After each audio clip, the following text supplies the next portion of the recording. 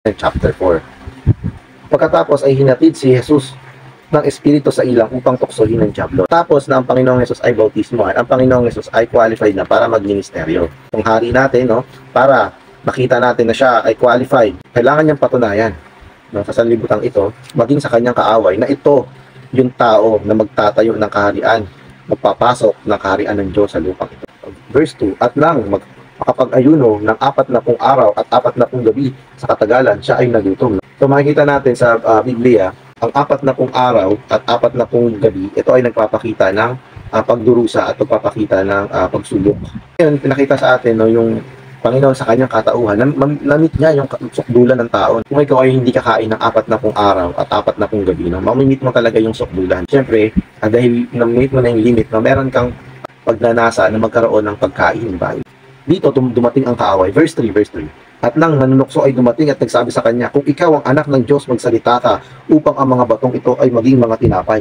Nakita kasi ni Satanas, no, kung paano hinayag ng Diyos na ito ang aking anak. Kanyang dibinong kalikasan ay na-expose din sa kanyang kung siya ay binautismohan. Ito ang ginamit niya ni Satanas. Kung ikaw ang anak ng Diyos, maggumawa ka ng himala. No? Gawin mong tinapay ang mga batong ito. Ngayon, mga kapatid, no, every time na makikita nyo yung diablo, yung mga demons, no, takot na takot silang banggitin yung Panginoon bilang anak ng tao. Kasi nga kapag lagi nilang binabanggit sa Panginoong Hesus, anak ng Diyos, napansin niya yan. Laging binabanggit. Tanong ko din yan, ba't lagi nilang binabanggit na anak ng Diyos? Nire-recognize nila yung pagka-Diyos ng Panginoon, pero hindi nila nire-recognize yung pagkatao ng Panginoon. Alam niyo kung bakit? Kasi alam nila na kapag itong Diyos na ito ay pumasok o naging tao, diba? Sa physical realm, pag itong Diyos ay pumasok sa physical realm at naging tao, talo na sila. Kaya ganun hindi nila maamin yung kanilang pagkatalo sa harapan ng Panginoon. Kaya lagi nilang sinasabi na ikaw ay Diyos, hindi ka dapat nandito, ikaw dapat ay nasa kalangitan. Pero yung Panginoon, kailangan niyang iangat yung tao sa pamamagitan ng kanyang pagiging tao din. Although ako ay tao, ako ay nasa physical realm, pero ako ay mananaig laban sa inyong lahat. Yung pinapakita ng Panginoon. So dito ay na-expose si Satanas yung kanyang pagiging Diyos, no? At tinadaya niya, tinutokso niya yung Panginoong Hesus para gumawa ng himala. So, gumawa ng pagkain, mula sa mga bato. Kasi yun yung kanyang pangangailangan, no?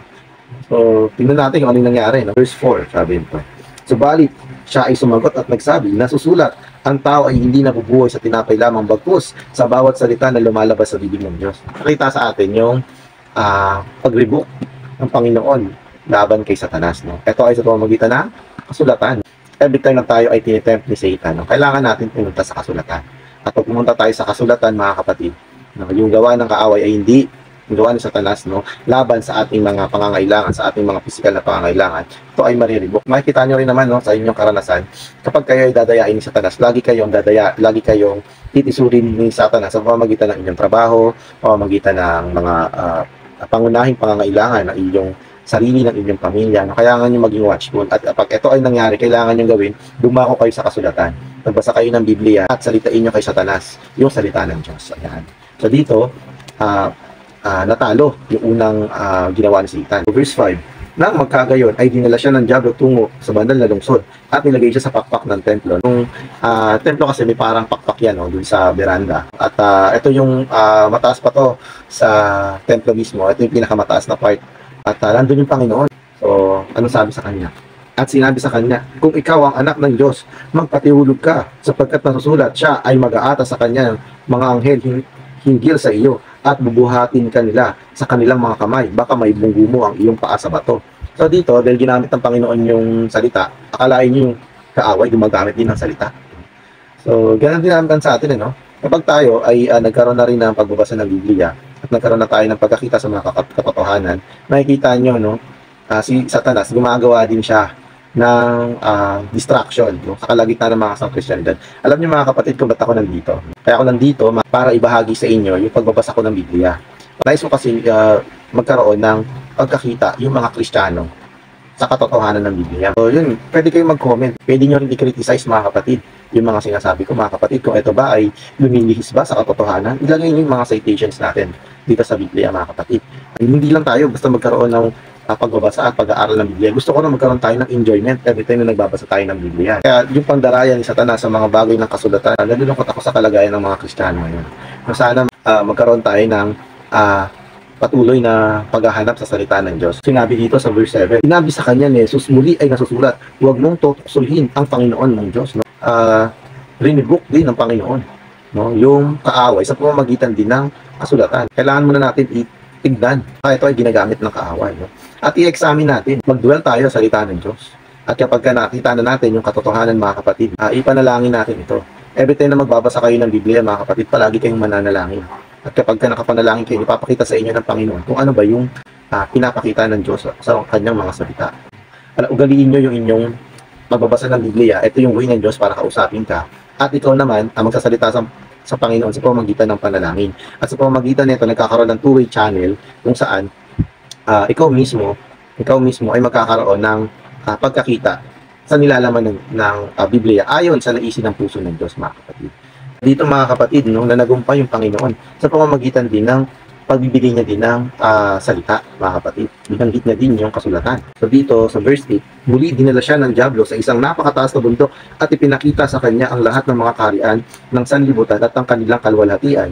Ipinakita sa atin, no, na yung sanlibutan, ito ay pag-aari ni Satanas. So, makikita natin sa Lucas chapter 4 verse 6, no, na yung sanlibutan ay nasa kaharian ni Satanas, verse 9. At kanya sinabi sa kanya, ang lahat ng mga ito ibibigay ko sa iyo kung ikaw ay magpapatira pa at sasamba sa akin. Diba? Sabi niya. So verse 10.